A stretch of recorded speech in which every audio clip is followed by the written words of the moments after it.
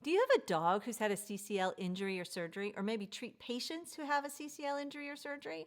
I'm Dr. Laurie McCauley with Optimum Pet Vitality, and I want to take you through the case of Rio and how we're preventing him from having a second surgery, even though he has some complications.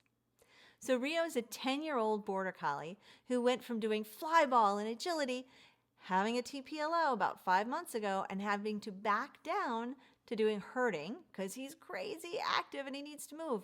But he still has issues, and we want to prevent that other CCL from blowing. What issues, you say? Well, when he sits, he has that typical cruciate sit, not sitting well, and when he stands, he still shifts his weight to the other side. And you say, okay, what are you talking about with that sit? I'm not sure.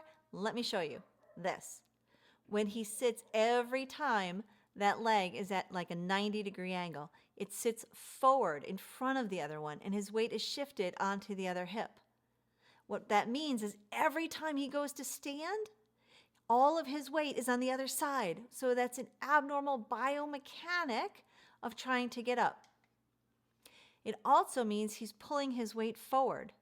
We see this with restricted flexion of the hock. So even though he can bend it more than this, it's uncomfortable to get it under him, so he keeps it pushed out. Abnormal biomechanics on the other side, which lead to effusion. And what tears a cruciate? It used to be, when I graduated from vet school, dog jumping to get a frisbee, falling, landing wrong, oof, trauma. Nowadays, it's effusion, inflammation, tearing away at those tentacles in the ligament until it pops, partial or full. So the first step of that is saying, is there effusion? And what's effusion? That's fluid in the joint. So every dog, if you bend their knee, there's two bumps. You have the patella and the tibial crest. And between those is your patella ligament or patella tendon, and you should have a concave, nice indent on either side when you feel it. If there's effusion, that fluid is pushing out, and you can feel that fluid. Shouldn't feel the fluid. How does that affect the cruciate? Cruciate, here's my patella, here's my tibial crest, my tendon comes right across, and right in there, that's my cranial and caudal cruciate ligament.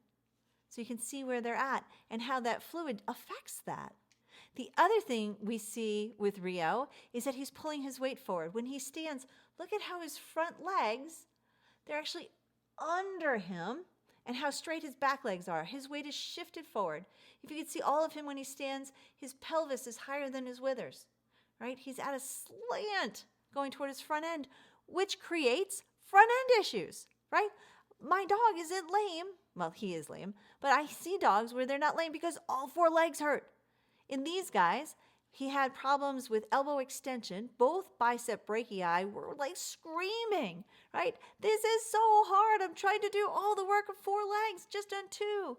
And we had to fix that too so that he can use his front end appropriately and not injure the front end. Because if he doesn't have a back end and he doesn't have a front end, he's not going to move, and then he's going to atrophy, and we don't want that to happen.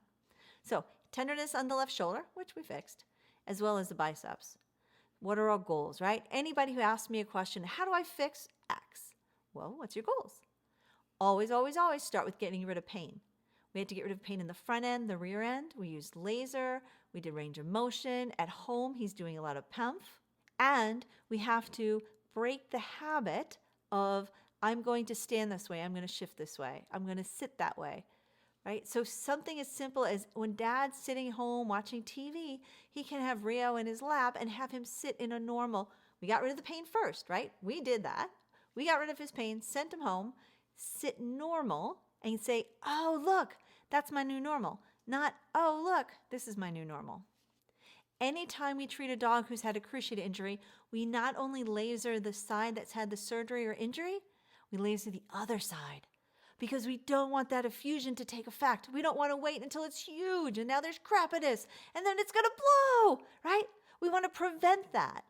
So lasering the joint capsule decreases those cell mediators so we have less inflammation in there to try to protect that other nice ligament to keep him strong. Obviously, we also treated his front end so that could compensate for the issues he has in his back end. And do range of motion. We got his range of motion back to almost normal, if not normal. Then we have to strengthen him. How do we strengthen him? A couple different ways. We can have him walk through the cavaletti poles. These are cavaletti jacks. They're nice and close together, so he has to pick up his legs and flex and extend each of his joints, really working those muscles and support structures. We can also have him have front end raised. Notice he's not pulling his weight forward. He's got his weight back on his back end. His knees aren't straight up and down. He's got a nice curve in his knees and his hocks. And he's working on using those stabilizer muscles to help strengthen the structures that support the knees, the hocks, the hips, all of that.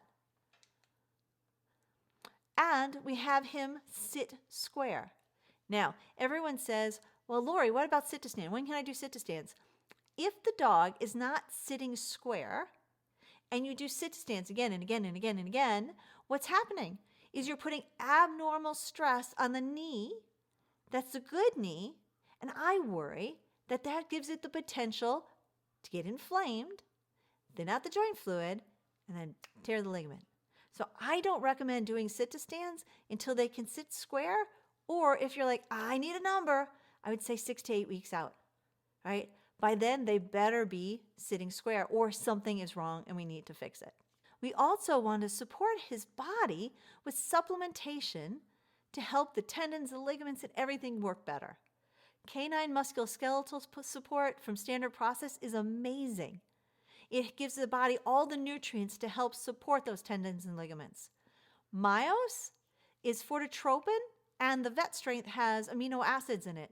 In a study with a TPLO, they showed that the dogs that were on the placebo atrophied. That's what they expected.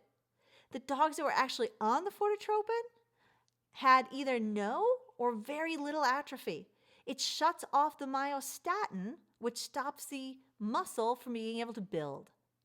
So great addition to any dog that has a cruciate injury. And then collagen. We want to support the cartilage as well. All right. I needed to show you this because this is Rio. When we first got done treating him, he climbed up into his bed and he's nice and kind of zoned out.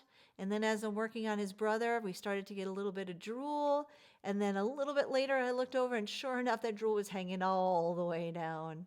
Totally relaxed and feeling great. All right. I'm Dr. Laurie McCauley with Optimum Pet Vitality. I hope you had fun. I hope you learned something, and I'll see you next time.